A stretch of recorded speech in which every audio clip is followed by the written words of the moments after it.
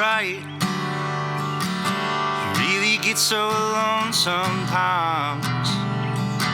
There's a big black dog behind you, and you struggle to meet his eyes. All right, so hello, Mike and Gage. Welcome back to The Shift with Mike and Joe. This is episode 4. Sure. Yeah, we've got a guest for the first time ever. We do. I've got a whole list of questions for our guest. Okay. You want to introduce our guest, Mike? Oh, I mean, I'll just let him introduce himself. Okay. Gage, would you like to introduce yourself? Look directly into camera. Hey, folks, I'm Gage Rhodes. Hey, Gage Rhodes. Yeah, so Gage is a local musician, kind of like Mike and I. He's, Better. I'm not very good. Yeah, he's much better than I am anyway. He was just playing the baritone guitar over there in the corner, and it was freaking amazing. He's picked it up. Yeah, so, yeah, man, I think we're going to start having some guests on here. The other thing that is, makes this relevant is not just that you're a musician, but, like, you work for yourself, right? So I'll let you tell the story, but you quit, like, a full-time working for the actual man, not figuratively, but, like, actually the man, not that long ago, and, like, working for yourself now, so hopefully you can tell us some about that. I'm sure Mike's got questions about it. Those were some of the questions I had in my head when I was driving here that I'll ask you about, but, Mike, I know you have a list, and you're just raring to go, I'm good, man, I'm good. Why don't you fire away first, First question, what did you do before you quit? What was your job? I was working in corrections, and at the time that I quit, I was a pretrial release coordinator. So basically what I would do is every time we would have somebody new come in, before their bail review, we would look them up in every system available to us and kind of see what their record's like, see what their kind of course of conduct was like, and we'd compile that, put it in a report to the judge, and say essentially, hey, instead of the judge having to look back through this sometimes extensive criminal history, here it is, just on a piece of paper. We had a rubric that the judges of Maryland came together and created, and we'd score them based on that, and that way it kind of simplified the whole thing down to like, hey, based on their history of behavior, they ran from bail 8 times, they're more likely to run from bail a 9th time instead of someone who, no record at all, is a Sunday school teacher or something, squeaky clean, has ties to the community. What's he doing in jail? A Sunday school teacher? You would be surprised, man. We got some interesting people like, we've met, not here in jail We before. met at Sunday school, right? A couple years ago. But yeah, I did that. I was in that position for about a year. And then I had been in corrections for, I think, 5 or 6 years before that. What did you do before that? I was just a line correctional officer. So yeah, that's serving trays. Oh, man. Serving trays, going out on transport, stuff like that. Yeah, that was the majority of what I was doing. Not to get too far off this topic, but you were a military man prior, right? Prior and during, so I was in the Marine Reserves from 2014 to 2020. So that's kind of what got me into corrections. Okay. They liked that experience.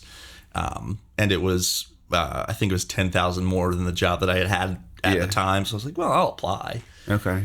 So yeah, I remember, I think the first time I met you, you were in high school. And I remember we did a show at the Granary, I think it was called, in Delaware. The feed company in Lewis, Delaware. Yeah. I still remember it because that's the first show that it was the first like capital S big boy show that I played. Yeah, and I remember being like blown away by you, bro. Like seriously, like you came over to my house and we like, because we were going to just like work a tune out or something out, and you played one of your songs and I was like, holy crap, like your voice was awesome, your guitar playing was great. I say all that to say that you've been playing since you were pretty young, right? Yeah. I mean, you were probably like the Ken Island High School top dog musician, I would think. I did win one talent show, and nice. I still have the trophy. Ken Island High School, that's where you went? Yeah. I don't know why. I guess maybe you live in like Easton now, right? No, I still live down in Graysonville. What the hell am I thinking? I was totally wrong. I was thinking you're like an Easton guy. No, I grew up around Ken Island, Graysonville area. But yeah, I went to Ken Island High School, and There was a long time that in middle school, I think, I was really way more into Metallica and Hell yeah. I knew I was going to be in a hardcore band or like a metal band or something. Pianos Become the Teeth, that type of thing. Yeah. like they were huge when I was in that time. So I was like, yeah, this is what I'm going to do. And then I realized like, hey, there's not a whole lot of other people that want to be in this band. And I don't know many other musicians. Yeah. So Mike was a thrasher guy back Bro, then. I was all into that heavy stuff, man. It still holds up for me. Yeah. Not as often anymore. Same. Every once in a while, on a particular day, I'll Lorna Shore is my thing now. A lot harder to make a living at that, for sure. It is, Definitely. Yeah. There aren't many more breaking solo even. acts. There aren't many like, solo acts. Solo and, metal. You're succeeding if you're breaking even and you have people's floors to slip on, pretty much. So, one other question about the correctionals. What's like the craziest thing you ever saw in the correctional facility? There's got to be something. Without incriminating Somebody yourself. sees, like eat their own poop or. Whoa. Is that what you're thinking about? Yeah, I'm picturing somebody going crazy. if this isn't appropriate for the pod, we might have. But there were a lot of very interesting people that they were going through some stuff. But You got to be more specific. Okay, there's one guy that I remember, and huge, like built like a linebacker, and he would be violent to staff, violent to other people. He'd be violent to staff, violent to other people, and can't reason with him. We tried everything under the sun, and then Tried the stick, tried the carrot. essentially, and this dude was he's a big fella, so he's a dangerous cat to have around. And we get him into the courtroom, and previously he was unintelligible, wouldn't have a conversation, wouldn't answer any questions. Oh, wow. Anything like that. Finally, get him to court for his court date, and this guy that had been ranting and raving, calling us everything under the sun, stuff that would make your hair curl. Yeah. He was in court and just as polite, as calm, as respectful as you could ask. Yeah. He goes, well, Your Honor, I apologize that I've inconvenienced the court in this way. And, I realize now that what I did at the incident that he was arrested for, what I did there was, inappropriate, and it was hurtful to a lot of people. And everyone that worked at the jail was like, Who is this guy? Where's this guy when we were, having so much trouble with him? That's the one that sticks out to me. You get him back in the van. He's like, like more often than not, that's how a lot of those cats would be. And it's like, guys, come on. He's lying. This guy is lying. He's like, as you can see, my rubric is a 3. It would be like that, and those kind of got on my nerves more than someone who was truly having a mental health issue and never came back down to earth, so to speak. Right. But he came down. He's lying to one of us, the judge or me. You knew he was capable. He's just being mean. Right. He's just being rude for no reason at that point. Yeah. Well, not no reason, but he was being mean, kind of unprompted, I guess. Right. But wow. That's pretty intense. So you got something next? If you're looking at your paper, you can keep firing away. Okay. So these are not the best questions. These are ChatGPT questions. Some of these. Well, what led you to how long ago and what? ChatGPT questions. what is the secret to all of your human nukes? What led you to be done with that and not to go get another job, but to be like, okay, music is going to be my thing now, at least for a while or whatever? It's corrections as an occupation. It's bad if everything is going very, very well. Okay, yeah. You still have to be locked up for at least 8 hours a day. And it was starting to wear on me, and, you know, constantly dealing with that sort of stuff. I got to a point where I realized I was kind of irritated all the time. I was mad when I woke up about having to go to work. I was mad when I got home after having been at work. And then I'd be mad going to sleep knowing that I have to wake up tomorrow and be at work. That's a shitty feeling. Oh, I'm sorry. Hey, Sure. your podcast, Joe. So it got to a point, and you know, I realized, like, maybe this isn't what I'm supposed to be doing. I don't know what I'm supposed to be doing, but I you know, I have music and I can do that in the meantime. While I figure out, you know, what's not going to make me this miserable. Gotcha. So I had enough one day, I quit, and then went full-time doing music April of last year, I believe. Cool. So what do you tell us about that? Like, what are your ways of making money as a musician? Because all we really care about is money here. No, but Money does rule. No, you know what I mean, or like what you're. I know you got a bluegrass band now. And obviously you're a songwriter. You play cover song. Like, tell us a little bit about what you're doing now, what you want to do, all that kind of thing. As much as possible. Truly, it's I've found with being a full-time musician, I struggle to say professional musician, but but They pay you, Do people right? pay you to play? well, I mean, technically, I just Yeah. but doing it full time, I just tried to immediately kind of diversify. I picked up mandolin a couple years ago, thanks to you, actually. Oh, yeah. You let me borrow, I think, that guy over there, Yeah. and I was like, all right, I do want to play this. Oh, I didn't know that. That's cool. Yeah, because I didn't want to, like, buy a mandolin and be like, I don't even like this. Yeah. So I tried out that one, and then I was like, no, I do like this. I want to do it. The Graysonville Drifters, which is our current name for the band, I like that. we kind of came up with it. We all got together and for a private gig at someone's, you know, summer party or something, and we did that, and we were like, all right, well, we got away with that. Right. Do you guys want to book some more stuff? And then a couple gigs in, we were like, hey, we should probably have an answer if they ask us what we're called. You know, we want to be able to say something on the mic like, hey, we are Gage, Rom, and Tom. friends of you guys. We are getting paid a lot of money for this gig. Like, we are here. Right. But we practiced in Graysonville at my house. And Drifters just kind of sounds bluegrassy. It does, so we were like, yeah, we're Graysonville Drifters. That's subject to change if we come up with a better name. Sure. So who else is playing with the Graysonville Drifters? That is me. It's Matthew Zuckerman on dobro. He is before I ever played with him, I saw him with Rock Creek Revival at the 8x10 on a show we were doing, and it just blew me away. Yeah.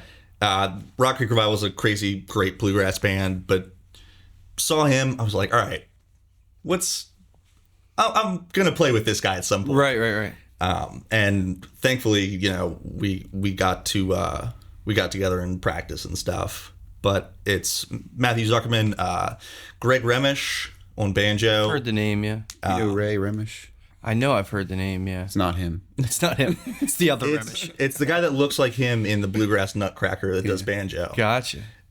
Gary Culver is on upright bass, and we kind of have whoever else can come in if we need it for something. Oh, well, that's kind of how bluegrass is, right? It's like a lot of rotation and guest appearances and It absolutely jam is. sessions. Are you all mandolin in that? Kinda like Or you do blues. guitar too? It's funny you asked that. I went into it wanting to do more mandolin and wanting to do more bluegrass mandolin. You know, get my chops up and play with a band and stuff like that. Because mandolin's kind of a lonely instrument if it's just alone. Right. And then I ended up playing about 99% guitar. Really? Okay, Yeah. Cool. Which has led me to now realizing, like, I got to get better at guitar. I gotta get better at bluegrass guitar anyway. Sounds like I mean, we just listened to you earlier. It sounds like you made a lot of progress. I mean, I never heard you play bluegrass guitar before, but bluegrass guitar in general is very challenging, and you were kicking it on the. I remember when you came and played with me at Ram's Head. You know, it was me and you playing to like 3 people that were in there, but we were doing White House Road, which is I guess you know, not like super bluegrassy, but definitely has a little feel. And you were like, Joe, speed it up. And I'm like, okay, and I sped it up, and you were tearing it up, man. I was like, holy shit, you were playing mandolin that night though, weren't you? I think I played a little bit of both. You did, yeah. Do you remember what you were playing on that song? I can't remember. I think it was mandolin. Yeah. Because I try not to miss an opportunity to really just because it's really just melt it's such an unassuming instrument, right. And you know, growing up around country music, I knew vaguely about it, but I didn't really get how cool it was until I saw you know, some of the greats like really digging into it. Mm-hmm. And it's like, oh, this, you know, pretty kind of background instrument, this can be like a Jimi Hendrix level brain melter in the right hands. And since then I've just been like trying to melt brains at little by little wherever I can. Do you ever overdrive your mandolin? I do. I have right now I have one pedal board for guitar and mandolin. Okay. And it's got a pitch shifter. Nice, and, bro. That's cool. A wah pedal. Yeah, it's got a wah pedal and like hey, it's 2024, you know? Yeah, you gotta and run your harp through a exactly. Try all kinds of new stuff. I mean, but that's cool though, cause you know, bluegrass is pretty traditional, so like trying to mix in some more modern flavor to a traditional type of music is a cool thing. Yeah, I think a lot of people have a certain I think a lot of people have a certain perception of bluegrass music that's just the old Flat and Scruggs recorded on like a wax cylinder, and it's super tinny, and you know it's just someone kind of wailing in a cabin, and it feels far off. Until they run into like Punch Brothers. I was just thinking about that. Yeah, Chris Thiele. They run into like Billy Strings. Right. Because his pedal board is huge. I don't doubt it. And he does crazy stuff. And people are like, oh, this is also bluegrass? Right. This is fun. I have a great time listening to this. Well, you know what's interesting? Like that you brought up Billy Strings. I'm not huge into bluegrass, but like, you know, I've heard of Billy Strings and I've heard his music. And then somewhere, maybe on Facebook or something, or it might have been YouTube, but apparently there's like this whole controversy over like traditional bluegrass people saying like, well, that's not real bluegrass. Yeah. You probably know more about that, or maybe can chime in on that. But I thought that was kind of like, it sounds like bluegrass to me. You know what I mean? Country music's gone through that over and over again. Like the eras of country music. Yeah. Every era is not country music, and then it is, and then they're calling the people after them not country music. You know, it's like every 10 years or 15 years or so, it's like these the gatekeepers of what is country music, what's not. You know, it's like it's pretty interesting. A lot of gatekeepers out there, bro. I'll tell you. Yeah, it puts me in mind. Harkening back to the military thing, I've been on Facebook and stuff, and there's always one dude who's like, yep, they got it easy these days. right. Last good class is the one I was in. And that's sort of how it feels with the traditional stuff, and I think there's a lot of merit in preserving that stuff and doing it authentically. And this is I see that as more of a cultural preservation thing. But at the same time, if you don't get new people into the genre, or even because Billy Strings has a encyclopedic knowledge of that old time stuff, that all of the classics. You can just fire him at him and he knows them by heart already. Right. So you don't get to that level of being able to expand on the genre without a very deep and healthy respect. Absolutely. You got to have the foundation. Genre. Yeah. Yeah. And that's what I think a lot, it gets overlooked when he's, dressing up like a hobbit and like running it through 30 different, pedals and stuff. Yeah. But I think it's good. It's getting new people into it. It's getting younger people into it. Yeah. There have been a few bluegrass shows that I've gone to where I was the youngest person there by like a couple decades. Yeah. And that's the more traditional stuff. But you got to get some young blood in there. You do, man. I mean, that's how it stays alive, right? Yeah. So are you guys with the Graysonville Drifters, are you guys playing a lot of traditional stuff, or are you writing new stuff too? Right now we are kind of taking it gig to gig. We, in an effort not to mislabel ourselves, we are kind of more Jamgrass, and we throw in Grateful That sounds up my tunes. oh yeah. And I gotta come see you guys play. That sounds right up my alley. Jamgrass is definitely it's a good middle ground. Yeah. Because a lot of people that aren't there for the super technical like musicianship aspect of it. Yeah. They don't care that you're ripping like some sort of crazy chromatic solo. They like it because it's fun. Yeah. And you're playing Friend of the Devil or something. Like, I know this. It's accessible in a way that it usually is like, oh, okay. Oh, this is a Civil War era like fiddle tune. Some people might be into that, but I remember me commenting on you playing that song that's on Oh Brother Where Art Thou, the I'll Fly Away. What's that song called? What's the name of that? It's called I'll Fly Away. There's I'll Fly Away. Okay, yeah, and I love that song. And I heard a version of you doing it, and I remember you saying something like, nobody wants to hear me play like 1940s bluegrass, and I'm like, yeah, they do. You know what I mean? I'm one of them. But That was popularized in like a pop culture. well, that is very true, right? That's real true, because if I had never seen that movie, I probably wouldn't know that Yeah. song. Yeah. But you talking about making it accessible just kind of made me think of that, But I agree, but on the other hand, like, I don't know. I think that sometimes people hear stuff and maybe it's something that they don't know, and it can expand their what they like, you know what I mean? But that probably doesn't happen as much as like, oh yeah, Friend of the Devil, I know that, or like you're playing something that they know and then they start paying attention to it. Well, I think that's and to kind of segue a little bit into doing cover gigs and stuff like that. That's the MO that I sort of use is, if people didn't want to hear something new or something alien to them, they would just go everywhere with their headphones in and they wouldn't come to a place with live music. Right. So I'm very careful about what songs I play and what songs I don't play, because I want to get people into... I'll play like Kings of Leon or something. Yeah. And then I'll play that in sort of the same style that I play, Friend of the Devil.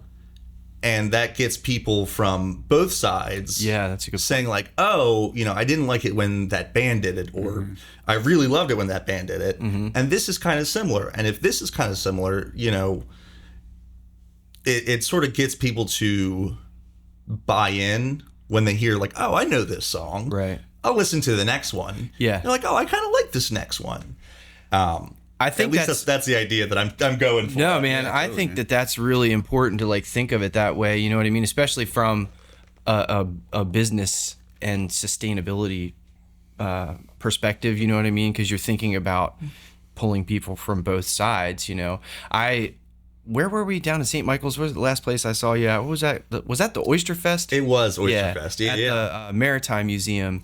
And you played, I got there a little bit early and I was sitting out front listening to you play, and you played, it was a 90s like R&B song. Do you remember which one it was? I think it was probably No Diggity. That's what it was, yeah. And I was like, wow, I never would have thought like Gage would play this. I thought it was awesome, but I'm like, that's I should try to expand a little bit more. Like, somebody like you kind of in the however I would describe your music, not like No Diggity, you know what I mean?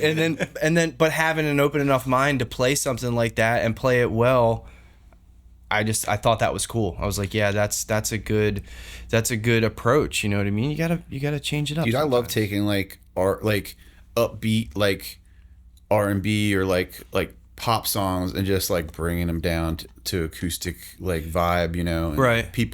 A lot of times people will say like what you said, like I didn't like that song, but I liked it. I liked it that way, you know? Mm-hmm. Like, or like Bruce Springsteen, what's the one?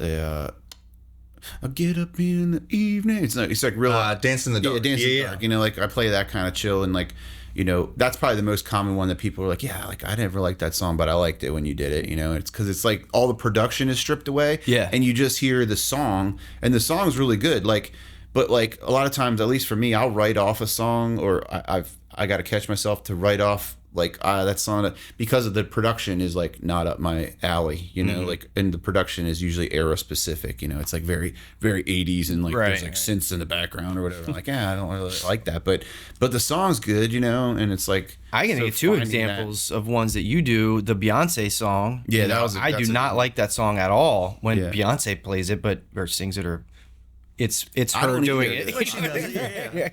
Yeah. And then that other Taylor Swift song that you do, I thought was really good. Which one was that? I don't know, a couple of them, but About the boyfriend breaking up with her? something like that. Yeah. By the way, speaking of Taylor, no, I'm just kidding. I do want to ask you though, what's your OnlyFans address? You know what it is, Mike. I don't have one yet. Okay. But we'll see how slow this season gets. And that segues to what your streams of income. So you play cover gigs, Yeah. right? You play with the Bluegrass band. Do you have any other ways that you make money, music or otherwise? Typically right now as it stands, I'm just filling in last minute gigs, cover gigs, stuff like that, doing original stuff. You have CD. I bought a CD off you a long time ago. I don't know if you still have those or not, but I mean, I don't anymore. The first run that I had made of them, I had an ambitious amount made. That's a great CD. So those have finally dried up, but I'm working right now to Probably worth a lot of money now. Yeah.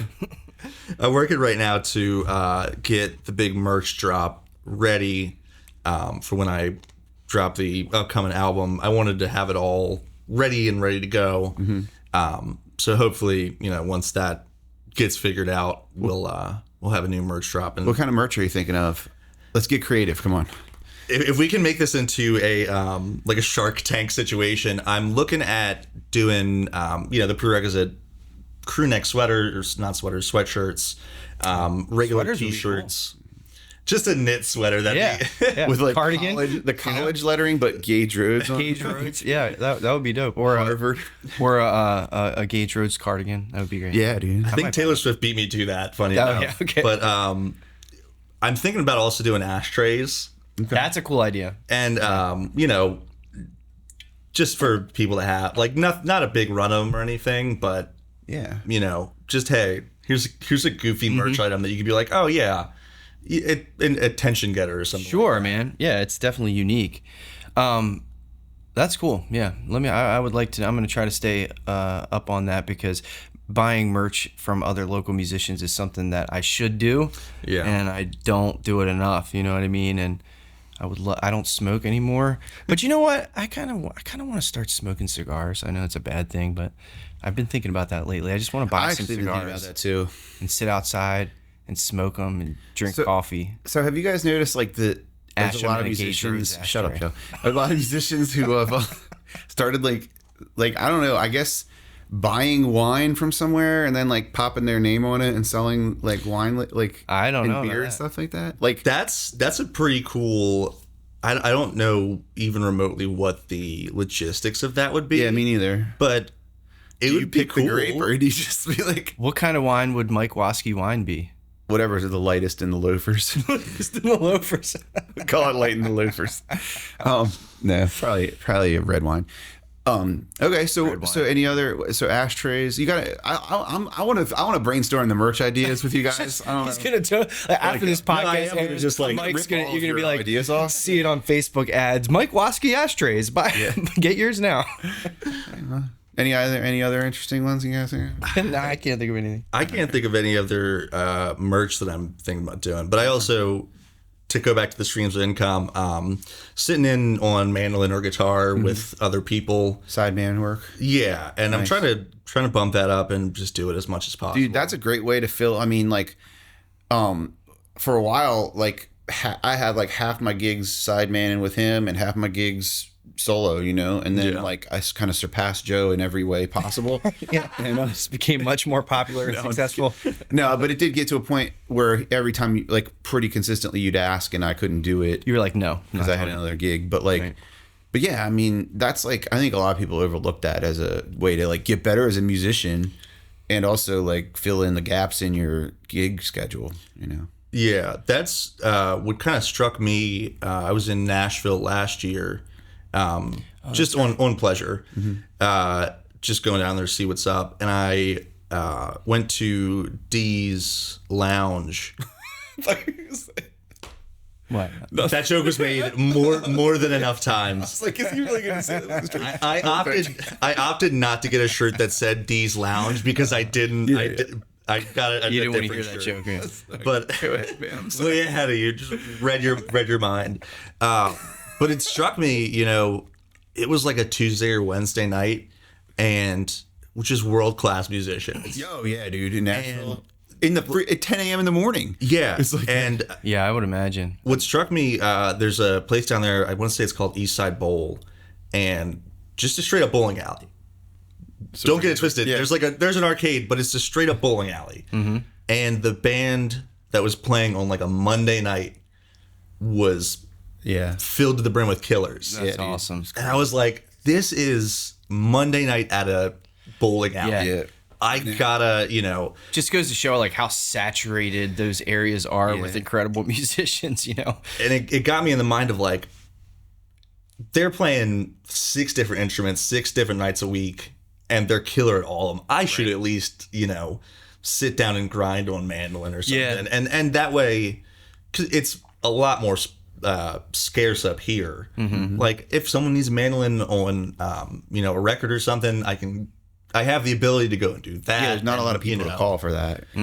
So that was my come to Jesus moment. I was like, I really gotta brush up and get proficient. That's cool that it like inspired you, you know, because you were telling that story, and my mind would be like, I should just quit. You Yeah. know? These guys are so much better than me. I go suck. back and forth between that every single day. Yeah. Like I do online lessons and stuff, and you know, help pick apart songs, and I'll see them, you know, do the run through, and it's just a crazy piece or something. And then just kind of have that moment of self-reflection, like, do I want to learn this, or do I just want to be this person? Right. Like, That's cool though, man. That's that kind of stuff is inspiring for sure. I mean, I listen to music or see live music that I really love, and it does it. I say that I think like I should just quit, but I think that's more of like a joke. I don't really think that, but it kind of inspires me too, you know. But then I don't sit down and grind on an instrument. I just kind of like, you know, maybe learn a new song or something like that. yeah. And I've gotten to the point where I have stopped watching the, you know, those YouTube virtuosos because I think we were talking about it before. There's always going to be someone better. Sure. And Heck yeah. if you focus on being the best, you're always going to be upset that you're not, you know, king of the world. But if you focus on being useful and good and an asset to a song, you can get there pretty quick. Yeah, Yeah. And people want the asset way more than they want the best guy in the world. Yeah, that's true. Joe is really like Joe's really about that life, man. He'll turn down like really amazing musicians, just the feel wasn't there or it wasn't right or whatever, you know. And it's like, but I don't know. I totally admire that, and I think a lot of it too is just being like we were talking about making a YouTube channel for me for teaching, right? And it's like we should do that. My very first thought is like there's so many other good like people doing that or that are like so much better than me, but it's like well, I have a personality that is going to appeal to some people. Right. And a lot of it is just personality and production and like how you can present and like in the gigging world, in the studio world, it's like, are you a jerk or are you easy to work with, and like you said, are you willing to be an asset to the song, or you just want to show off, or it's like those things do matter way more. And people can only be in one place at a time. So like the best guy can only be one place. So when something else is going on, somebody else needs to be there to do it. Why not? Why can't it be one of us? Exactly. Why can't it be one of us? That's a good point, man. And I watch a whole lot of YouTube, like all kinds of stuff, mainly like camera stuff and audio recording and that kind of thing. But I was watching a camera channel last night, and like I was thinking, this guy's information is not. It was decent, but it wasn't necessarily like the best information. Mm-hmm. But I was like, as I was watching it, I was like, but I like this video. I like this guy. I like this guy's videos. Why? And I'm like, I like his personality. I like the style of it. I like, the editing wasn't crazy, but like his style of editing, the look of the video. You know what I mean? How good is he at presenting? Like, how good of a teacher is he, right? Like, he might be an amazing, like, right. He takes the best pictures in the world, but if he doesn't convey, even if his information is not that good, like, is he good at getting the information across, right? Yeah. Like Marty Schwartz, you know what I mean? Like, he's just doing simple guitar videos, like, but like he's good at simplifying things, right? Like, and how? No, I mean that's a good point. Like how engaging is it? Like does it? That it's all about retention, right? Like how long am I going to watch this video? And if he's like blathering on about some intro before he gets to the point, am I gonna be like, I don't want to watch this. Let me hit the back button, or does it? Do I not even think about that? Do I just like watch it anyway? You know what I mean? And that particular YouTube guy, I just like his style, so I don't care if he has like a couple cuts or like some kind of montage in the beginning before he gets to the point of whatever the video is supposed to be about. I'll just watch it anyway because I like it. You know what I mean? Which, when you were just talking about that, like I have a personality, so that's gonna come across to some people, even though there's a bunch of other YouTube musical instructors out there. It's just about like, which one do you connect with? Right, you know what I mean? And there's always a group of people that are, and same with songwriting, right? It's like, there's gonna be somebody that likes your songs. Like, if you just got to find those people, like, Same concept for sure. Yeah. Because there's a bunch of bluegrass people, right? But I might not like one particular one, and I might like the tone of this other person's voice better or whatever, or how they play this song. Real quick, before we get even further, at some point during this episode, we do need to keep the running hair rating thing going. Definitely do. So luckily, we have another person with great hair. Should we do rating, or should we do a vote for me or Gage? I think we should do both. I think we should really draw out this hair segment. You know what I mean? Can we put your beard in there too? Yeah. All right. Absolutely. It's really gray now, though. But it's pretty gray. All right. So right now we're gonna cut to the close-ups of Mike's hair today, and Gage too. If Gage, are you willing to participate in this? I'm willing. In this hair thing. Where's the checking camera? out your hair in the Where's the camera right now. We'll do that later. Yeah. We'll do the close. Yeah, we're gonna do it afterwards. Where we get like I've just been mean mugging the camera this entire time. we got a little spinning chair and get close-ups. You know what I mean? So we get all angles. It takes longer to do that than the podcast. It does. Last time, we gave Mike some good ratings until we saw his calic in the back. His calic was all messed up. But, I think it only knocked it down a little bit. So, yeah. So in the comments, what are we going to do? We're going to rate Mike's hair on a scale of 1 to 10. Mm-hmm. We're going to rate Gage's hair on a scale of 1 to 10. My beard stays the same every day. My hair stays the same every day. No, it doesn't. Like you're right. I can see right now there's a little bit of a little contour. Well, let's just rate your side. beard anyway. Oh, and now you're looking down. There's a point back there that I don't think I've seen before. That's all I need to win. Let's rate you. Gage, on the other hand, has a very it's a very nice contour on the top going back down. So yeah. Mine looking pretty good today. I don't know. I like this ridge in the back. Gage, what do you rate Mike's hair today? I know you don't see him on a daily basis, but like on a scale of 1 to 10, what would you give his hair? I'm gonna say 76%. 76%. 7.6. Okay. All right. 7.6. I like how you went. that. I like how you went to the percentage route. I got to get even deeper down it because it's Yeah. Okay. So it's serious business. you're gonna rate Joe's beard now, or I feel like it's at a pretty good. 8. Oh, thank you. I like Thank you. that. It's at a pretty good length right now. I was gonna say it feels managed without Yes. being overkempt. Thank you. there's some bald spots under there you don't know about. Well, that's why I say it's at a good length because it's not too long, but it's long some enough to patches. cover the bald spots. yeah. Yeah. Joe told me the other day. The gray is really, dude. My date last night. I know, I brought it up. Commented on my gray beard, and I was like, you know what? My buddy told me the other day that my beard is getting really gray. Somebody told you that before too. Because when I told you, you told me somebody said it to you the other day. You were like, "Man, that's funny you say that." Because my mom. No, I'm just kidding. I don't know what you said, but it was some other young lady commented on my. so I'm like having trouble rating Gage's hair because I'm so used to seeing you in a cowboy hat, which actually was one of my questions. Where is your cowboy hat? Whoa! Hold on, before we Okay. get to that, Yeah. we're still in the hair All right, segment. sorry, thank you. What do you Rein it in. What do you rate Gage's hair? I really like it. I'm going to give it a 99%. 99%. That's way up there. Wow. I mean, it's Glad I perfect, showered bro. this morning. It's like, yeah, plus he told me like that he's been looking like, what'd you say, a gremlin or something? A goblin. A goblin. Yeah. Goblin. Wow. So I mean, he really stepped it up based on that what I imagine a goblin. Well, looks you know, like. mentioning the goblin, like when your hair is combed and then you like say that you look like a goblin, it really just kind of elevates your look at the moment what I'm because saying. people picture a goblin. I mean, that's Yeah. what you're saying. Yeah. Yeah. I No. was just trying to say it, explain it better. Better, than yeah, what no, I were. got you. You know what I mean? Turns out you didn't do such a great job, but that's okay. It's fine.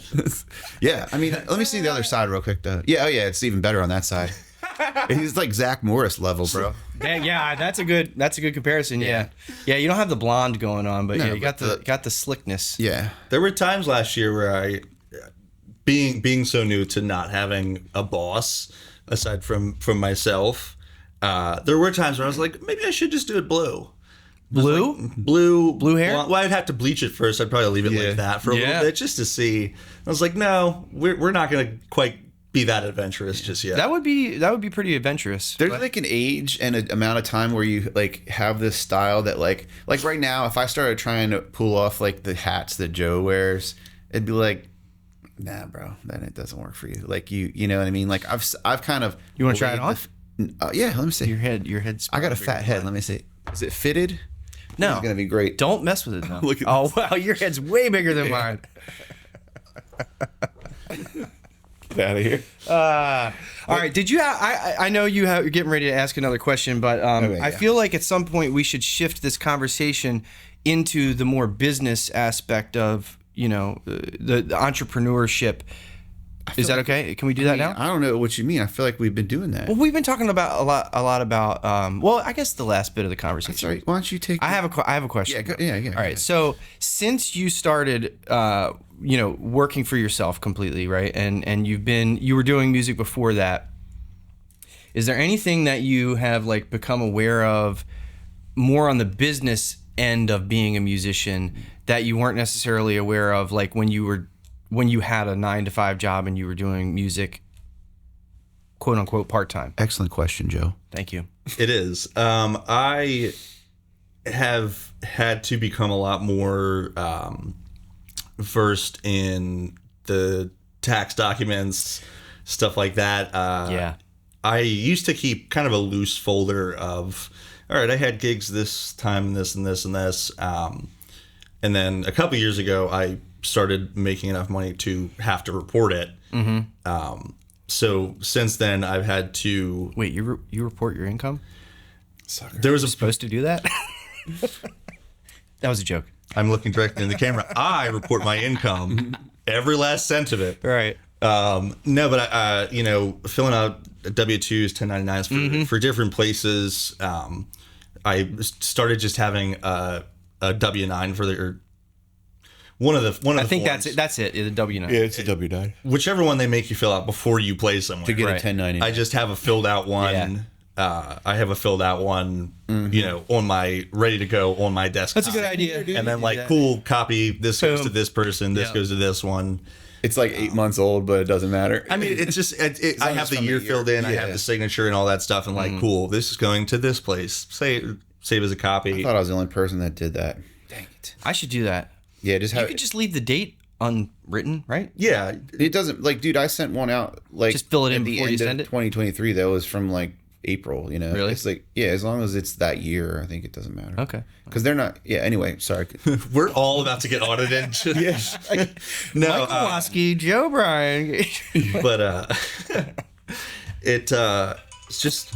Are you serious right now? I was gonna say. Oh my god. That's an alarm to text about a gig. Oh my god.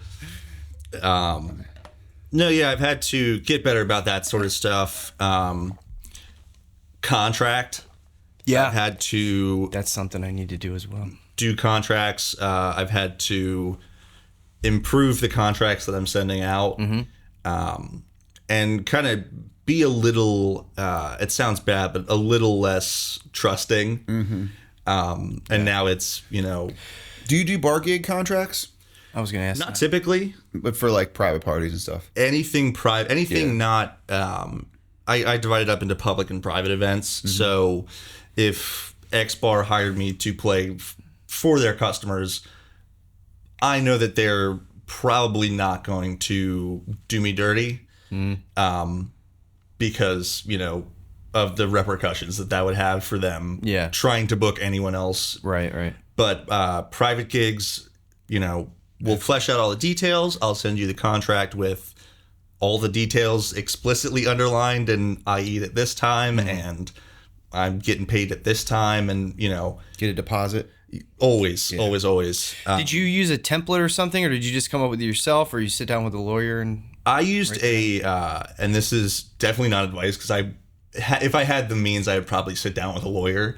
But I found a basic contract, you know, for musical services, and then through experience, I've kind of added addendums and stuff. Yeah. Every time you get screwed, you change something. Truly, that's kind of how it is. they're Like, like all it. right, cool. This gig went this way. I guess now in the contract, I'm going to say exactly what I eat, when I eat. You know, it Right. just covered all the bases I love that that I you did. keep coming back to the food thing. He's like, It was primarily on my mind. Gage what he's eating. Well, that's what I found, and this is not about anyone specific. Joanne. No. But a lot of things like, you know, summer parties or, you know, what have you, they'll say, oh, yeah, and you can come and you can eat and drink. We'll have food there and you can eat and drink whenever. Yeah. And then I finish up with the gig and all the food's been taken inside. Right. And I'm kind of like looking around for like a doggy bag or something. And it's like, okay, I'm always going fun. to, you know, at a wedding or something, they're going to put it off to the side. They're going to saran wrap it or That's a whatever. good And I'm idea. going to pick it up at this time or X amount of hours before the thing. And, you know, it sounds a little pretentious, but establishing like a rider. Yeah, dude. Nothing like you know, Motorhead or anything like that, but just like, hey, I need an outlet to plug into. I need an outlet within 100 feet of me. I love that. I need there to be bottled water within. Yeah. I just need it to be available. You don't have to dude. like get me my own cooler or anything. I just need to know you're gonna have water available or you're not, and I need to like bring water. So I can be And prepared. a covering, like, what if it rains? What are we going to do if it rains, right? Like, are you going to move me inside? Are you going to have a tent for me? Like, are you going to try to cancel? That kind of stuff, I think, is super important for private. It's definitely the stuff that sucks about, like, you know, being a creative person that works for yourself, but you got to have that stuff, man. You really do. Yeah, and that's I do wish that I hadn't had to you know, come to all of these things by experience, but it's stuff like that where, you know, I show up and I have all my stuff, it's gonna rain, Right. so what are we gonna do? Yeah. That's not what we talked about when we were negotiating the contract. Right. Like, all right, cool, now I have to add in a clause about we've discussed the rain plan, it's this, you know, I either still get paid or I don't even leave the house. You know, figuring all that stuff out and having it in writing was one of the big things that I had to kind of buckle down about. So something that I came up with, I think I've shared this with you, but I have this for private gigs. I have this really long list of questions that, like, when someone asks me for a price, I send it to them. Like, and just for example, like one of the things is like, are you okay with a tip jar? You know, because like if they aren't, I'm gonna tack on another $150. You know what I mean? Exactly. Like, and things like that. By the way, Joe, I still haven't got paid for that senior center gig that I took. No way. That lady's been dragging me around, jerking me around. I'll tell you what, I'm about to go down there and wring her neck. What's the name of that senior center place? Callie, don't ever play it. Callie, You said you were gonna ring somebody's neck. I didn't hear anything. yeah, I know she's gonna. Like, I always do at gigs. I always tell, like, over the mic at some point, I say something about cutting the brakes. He was going to wring her neck, didn't he? That part went right over my head. Like, I always talk about cutting the brakes to somebody's car, and like one of these days, it's just they're gonna get in the car and his. You know, this is going on YouTube, Mike. Like someone is fully just gonna frame you and have it on, have the video evidence. Be like, nah, it was for sure not me. He was talking about it. Right. And what's funny is like Mike always says stuff, and then he's like, "I was just joking." But right now, none of like, he didn't throw that line in there. One joke. Nope, not joking. Yeah, I wasn't joking about wringing that lady's neck. I'm pissed, man. I'm like, dude, I filled out this crap for her, and then she's like, oh, well, the process has changed. Now I need you to fill out this other. Guess what it is? It's a vendor application. I've already done the gig. Yeah. I'm not applying to play. Right. It's already been done. Like, why? Yeah. And then she told me, oh, well, we wrote the check to Joe, and I'm like, well, how were you able to write a check to Joe with it? He didn't fill out the vendor application. Didn't fill out nothing. Yeah, like you didn't fill out the W9. Nope.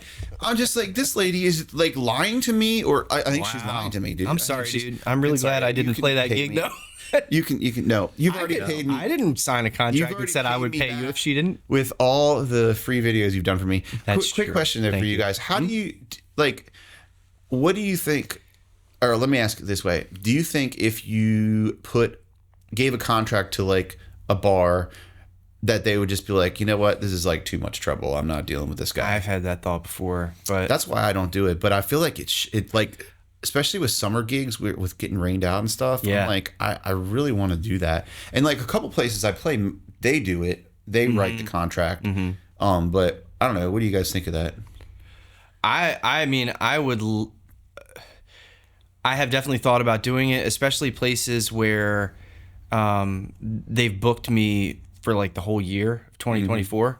I'm like, okay, so I got all these on my calendar. Like, but what if the place burns down or whatever? You know, I don't know. But I never thought about that extreme. I mean, that was extreme, and it just came to my mind. Like, right what now. if I accidentally burned the place down? The tone of this pie is getting like progressively more and more ominous. What if the brake lines don't work? What if the whole place burns A lot of laughing, down? though. We're laughing at all of it. That doesn't help. That makes it worse, arguably. No, I feel like when I book, I'm pretty clear. And to answer the earlier question, I've started to be meticulous about when I'm booked, where, for how much. Every time I book due dates, I'll follow up with like a confirmation. And cool, I'm booked at this location, located, here, if there's more than one.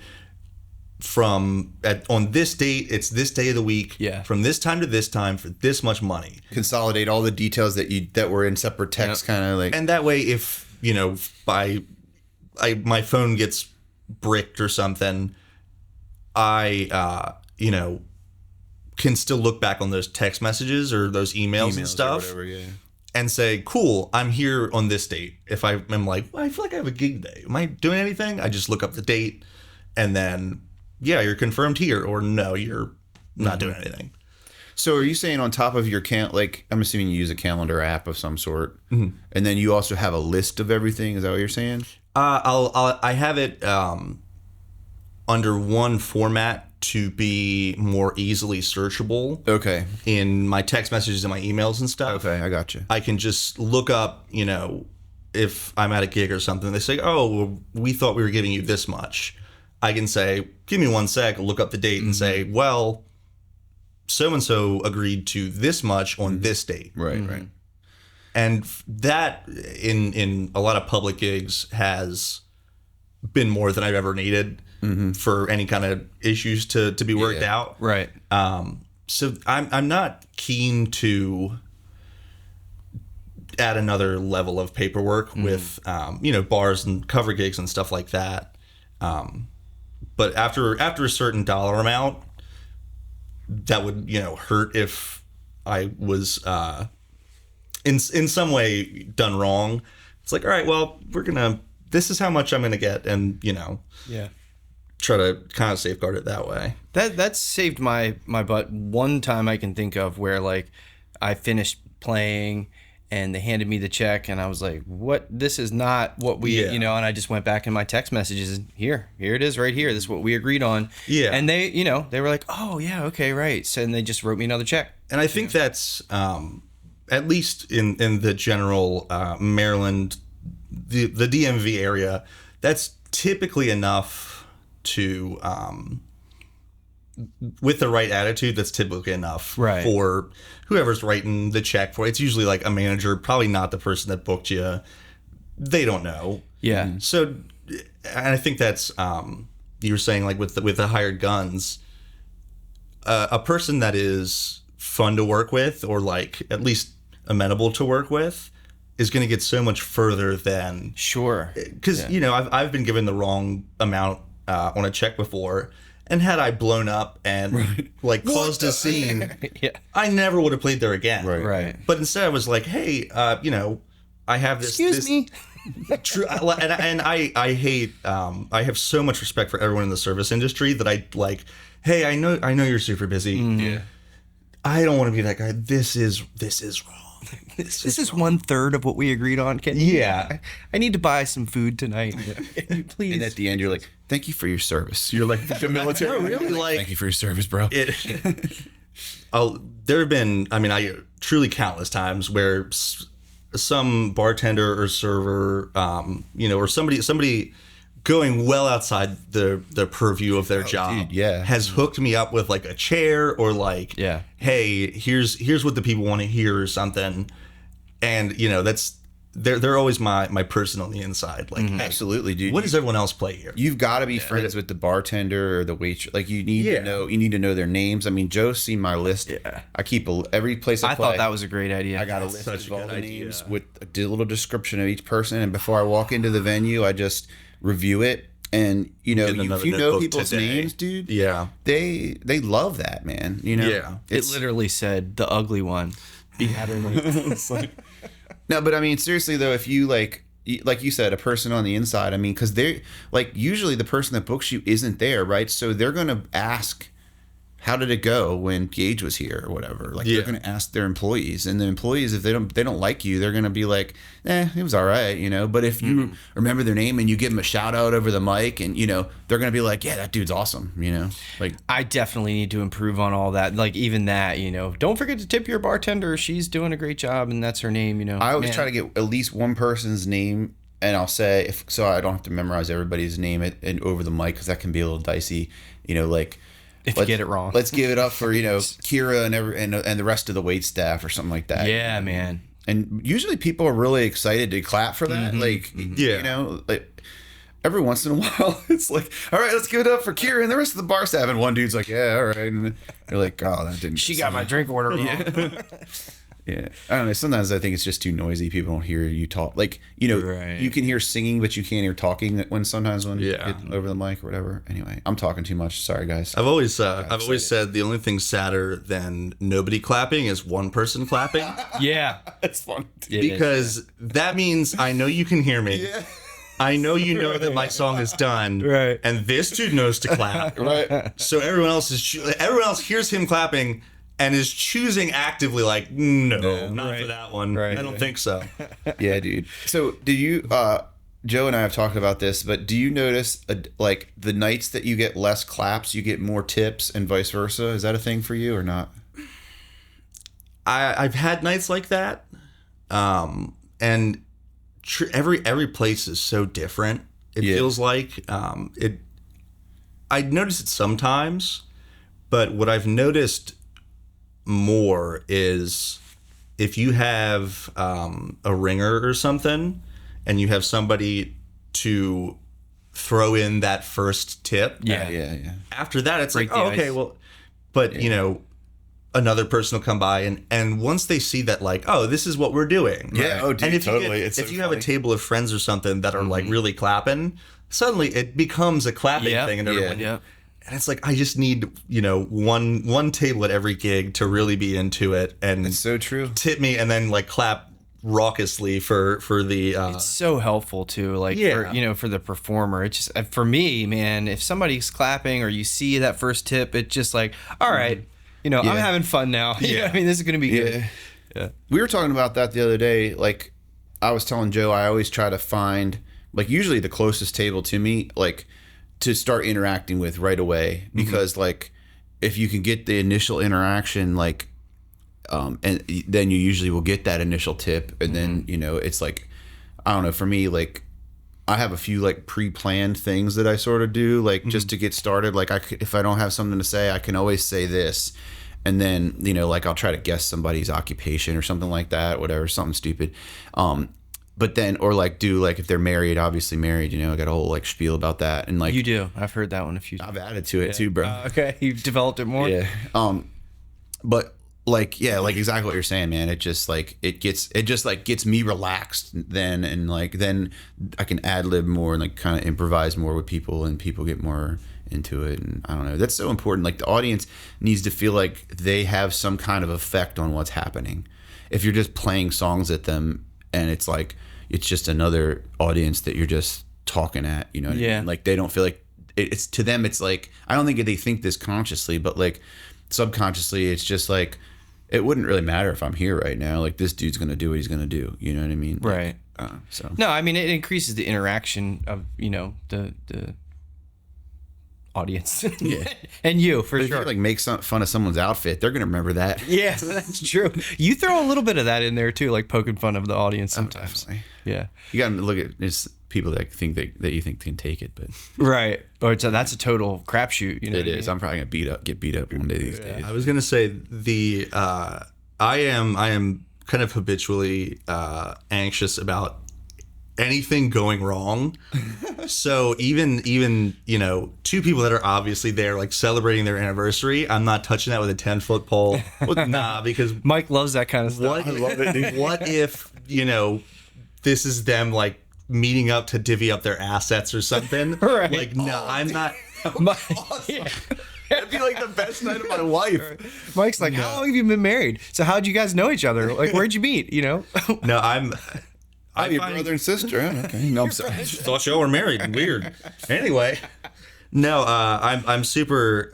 I always think kind of worst case scenario and something like that. okay. So I know that if something like that were to happen, I would just have zero exit plan and be like, oh, cool. I'm stuck up here on the stage. Here's teenage dirtbag. There's teenage dirtbag. What I found is the people sitting closest to me are usually the people least willing to listen to live music. Really? Okay. It's Funny how that works out. a lot What you mean. lately. They're like mad that they got sat next to the speaker, kind of thing. Sometimes, but sometimes it's less. It's less conscious. I think they just try to talk over the speaker, or you know, they try to do business as usual, and I'm can hear their whole conversation, you know, from up on the mic.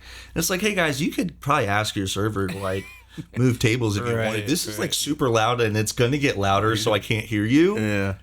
You could go, you know, somewhere else if you didn't really dig the live music thing. You saw me setting up. I brought in so much stuff. Yeah. Like- it took me 5 trips. You saw you knew that I was gonna be Right. You saw me coming in.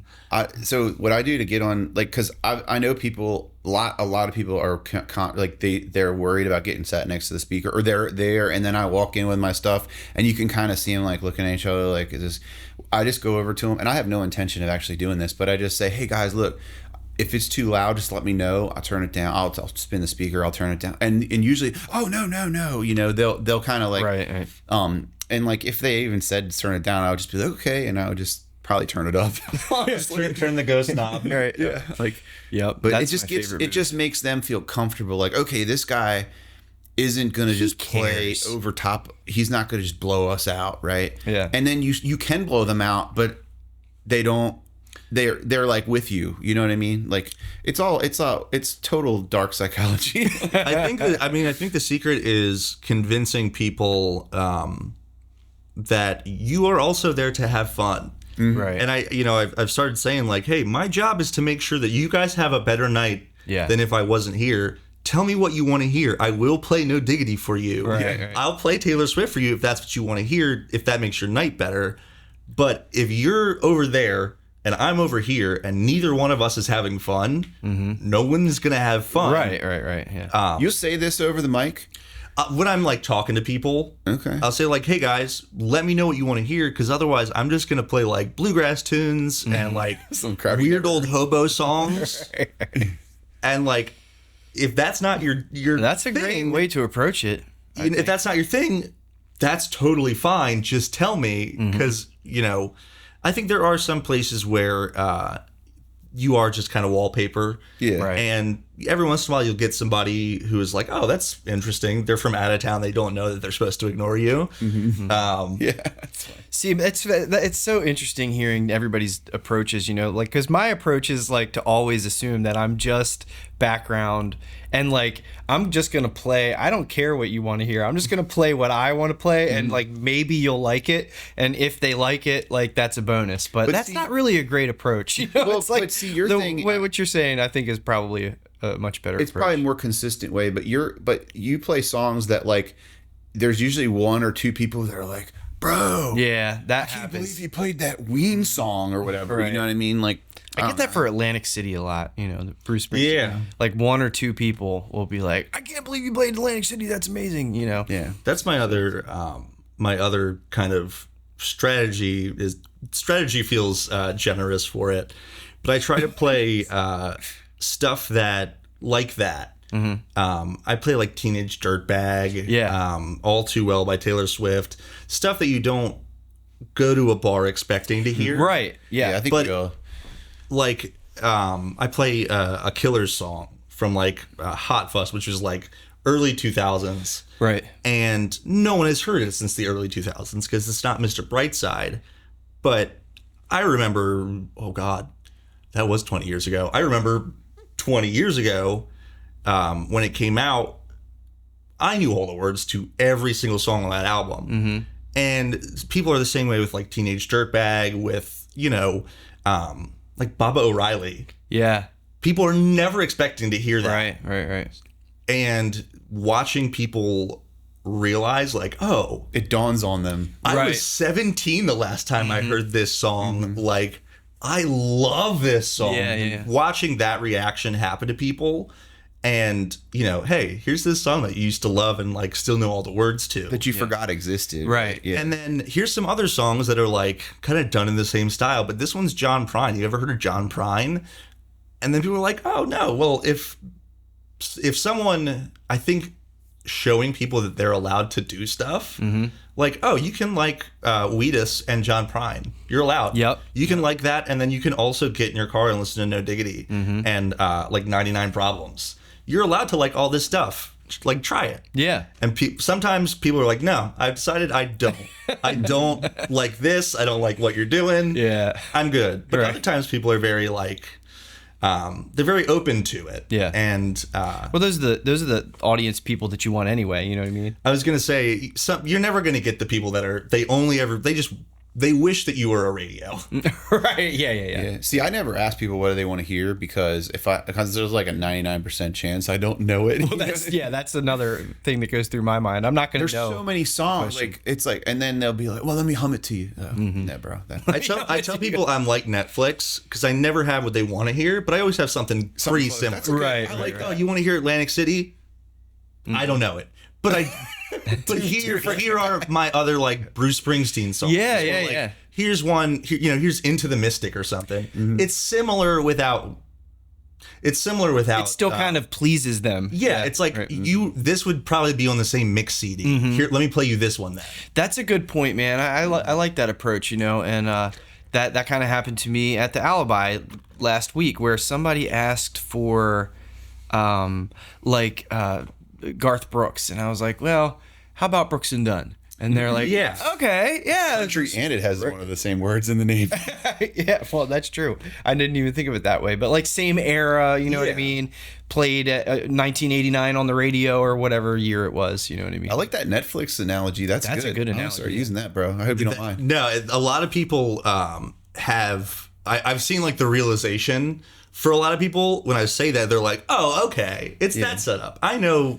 Like, you're setting an expectation. That's like Yeah. a really reasonable thing to set. Like, Yeah. And I'll tell people, especially if it's like a slower, like this season, if I know it or if I know it well enough to butcher it, I'll try it. And then it can be a fun thing. Like, Yeah. You love this song. I know of this song. And then like I'm giving an honest effort to try and make you be able to hear the song that you want to hear. People love that. And yeah, they appreciate it. And Especially if they're drunk. And then they don't even know that you butchered it. They're like, you know, that's great.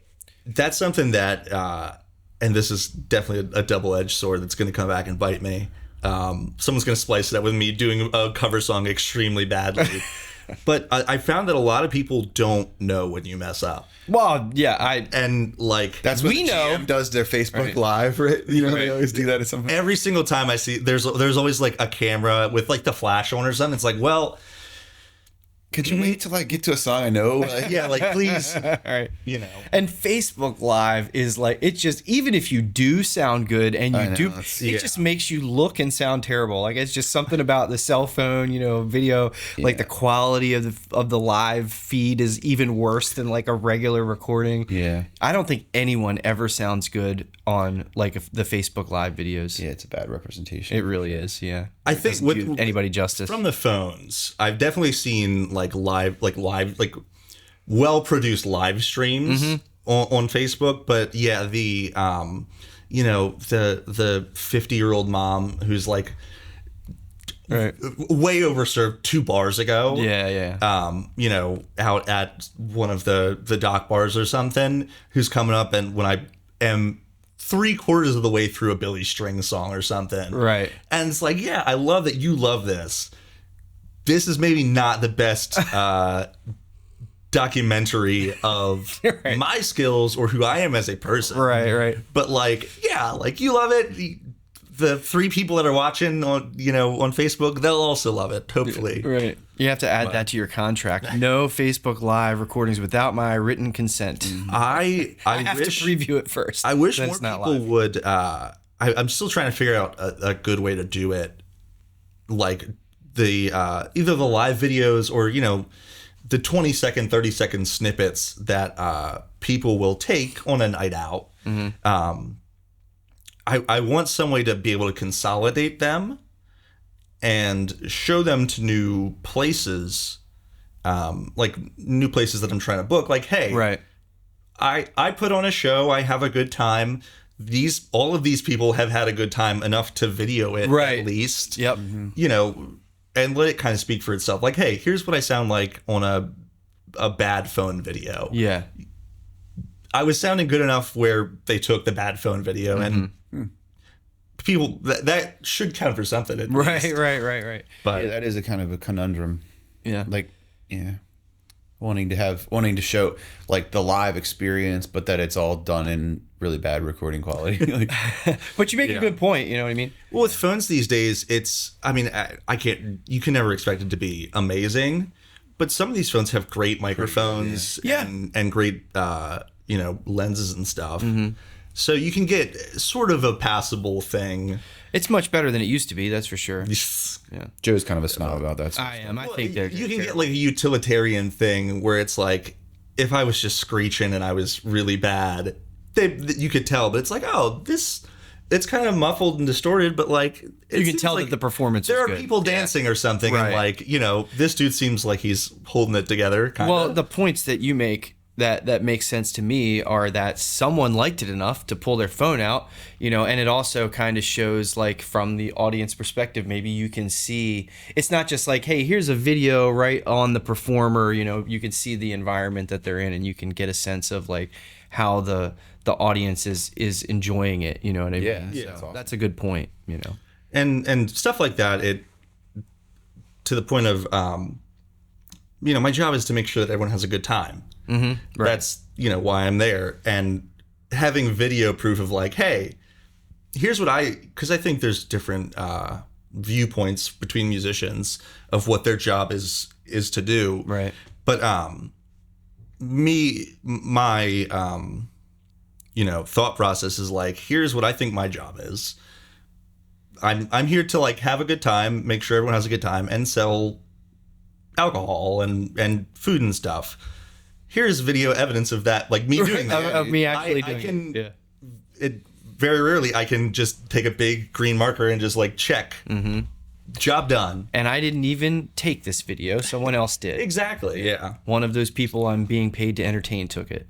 Yeah, that's a good point. Well, guys, we talked about maybe extending this podcast a little bit longer since we have a guest, but we've been going for like an hour and 15 minutes now. We're at Joe Rogan length here. We're Joe Rogan length. Yeah, we might as well start talking about the univers and like meaning of life and let's settle in. How good it is to smoke weed every day and the benefits of it and all that stuff. But before we go, Gage, you want to give yourself a little plug? Like, where can people find you if they watch this podcast? Like, and they're like, I really like this guy's hair and what he's talking about. Where can I listen to his music and find him? I'm on Spotify, Apple, iTunes. Well, it's Apple Music now. Bandcamp, all that stuff.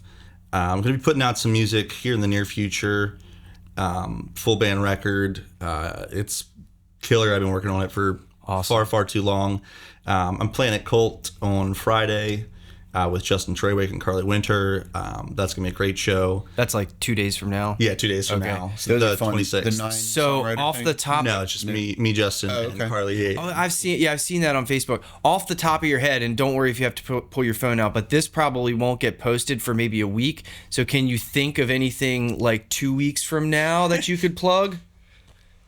Just edit this out real quick. 2 weeks from now. Where are you playing next weekend? Next weekend in the first week of February. I'm not playing anywhere, so if anyone needs, needs this, go see Mike. It's a slow season. I'm playing the 9 Songwriter Showcase with Justin at the end of February. Those are great shows. Yeah, they're so much fun. And it was a great way when I was younger to meet a ton of incredible songwriters. But yeah, just looking for side work, looking for hired gun stuff, and trying to get the merch ready, trying to get the album ready, and throw it out there when I can. That's cool, man. That's awesome. And everything is under Gage Rhodes. You don't have anything put out right now under the Graysonville Drifters? No, we right now we're currently just kind of doing gigs. Yeah. The other guys are incredibly busy. So we don't get much of a chance to, sit down and jam and write a whole lot. Right. But the album's going to be put out under Gage Rhodes and the Rural Depression. Oh, right. So we're going to put it out through that, and then, but the stuff that I currently have out, you can find under just at Gage Rhodes. Right. GageRhodes. And you have stuff on YouTube too, right? Yeah, I have a litany of videos. Some of which you have taken. Thank you. I was really just trying to plug myself. You remember when we did that, right? No, I'm just kidding. No, yeah. I have a bunch of videos out on YouTube. Hopefully we'll get a few more here in the near future. But yeah, just trying to make content. I'm trying to get better at doing TikToks and stuff. Mm-hmm. Trying to be better about good old TikTok. Trying to be better about posting on Facebook and Instagram, but we'll get there eventually. Dude, this is the year that I'm going to be good at social media. Well, I mean, dude, it sounds like you've got your stuff out there on plenty of different platforms, which is good. I mean, there's always room to improve, but yeah, you got Spotify and YouTube and Bandcamp, and there was one other all one. of them probably, right? I probably said MySpace somewhere in there. Yeah. Are you going through like DistroKid or something like that, or are you going to each individual place and doing I think I went through either DistroKid or CD Baby. Okay, but so like they kind of put it everywhere for you. Yeah, it's you pay them and I just forget about it, and then thanks to streaming, I get probably $25 every year, which is pretty sweet. That is sweet. I'm glad you mentioned that. That was one of the questions I was going to ask you, but I totally forgot to ask you because I didn't write it down. I'm looking at you like this. But man, speaking of that, there was one more question. Mike, do you have any other questions to ask no, I'm Gage? good, man. Are you going to stay awake for the? We only got a couple minutes left. Thought we were done. How boring is this one related to compared to the last one? It's way more interesting. It's way more interesting. Should have brought sparklers. Damn it. What's your question, Joe? I can't remember what it is now. Oh, we got Gage's plug. Oh, what's the, like, let's say somebody's watching this and they'd never heard of you before, and then they go listen to you and they want to hire you to play at their bar or their house party. What's the best way to get in touch with you? They can find me on any of the social media stuff. All right, social media messages. Yeah, typically stuff. Typically any kind of booking, I usually go through my email. Okay. But do you have a website? Right now, I don't think I do. I think hire me I to. want to find that out. I think I got one and then like didn't. I forget. I think I went like 3/4 of the way through making it, and I was like, I gotta make this. But That's why they Mike can paid find you on social media stuff, and then we can work out everything from there. Cool. But yeah. Joe makes websites if you need one, just let you know. I do. They're pretty good. I thought yours turned out pretty good. I've gotten some compliments, I'll tell you. You know what? You don't have to put this in the podcast, but I think it would be cool if we at the beginning. Well, I mean, we're still recording, so it's in the podcast. Okay, well, then you better do this. At the beginning of the podcast, at some point, you just popped a little video of Gage playing, like, just so people could hear Great it. idea. Because, like, if I was watching this, I'd like, what does this dude sound? Although, I guess, and I might not care. Who is this Joker? I just care remembered. enough to go look on my own, but, like, if I heard Gage sing, I'd be like, okay, like, I want to go hear more of this dude. You know what I mean? Right. So there's the thought. That's a good idea. That's a great idea. Smart.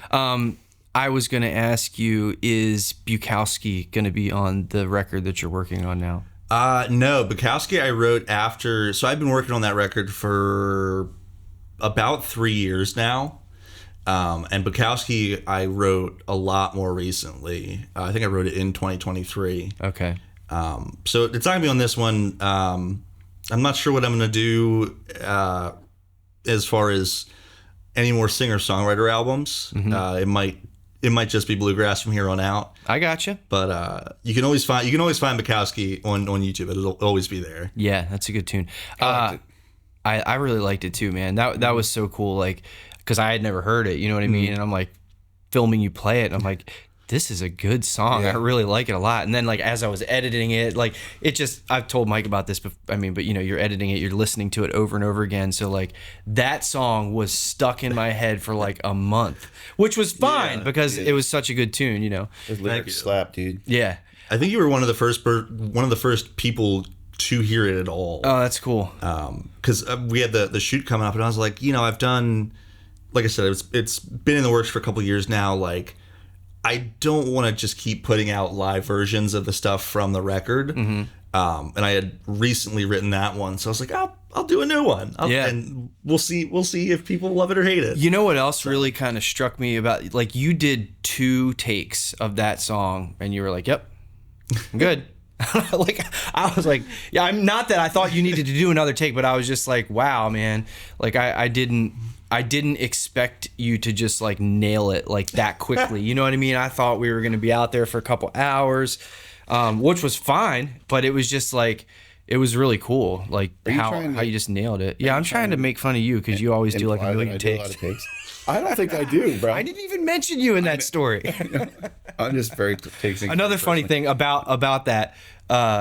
I forgot to ask you, you know, the name of the song. I text you. I'm like, what's the name? Oh, yeah, what's the name of the song? You're like, oh, I'm thinking Bukowski.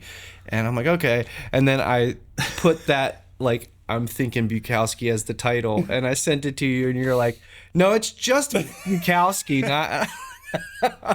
Oh, okay. I got you. Funny. Yeah, I thought that was pretty funny. I got it. I really LOL'd at that. Mike, are you really on the floor? What are you doing? Don't knock the camera over. Jesus. All right, I guess this is a good time to cut this off. Mike is over there. So sleepy. Getting a little squirrely. He's in the middle of nap time. Dude, what are you doing? All right, Gage, thanks a lot, man, for coming out. Appreciate always, it. Had a great time. Hopefully we'll have you again. And maybe you can just replace Mike next time because it's just getting... We need to get somebody over here. All right. See you guys later. See you guys.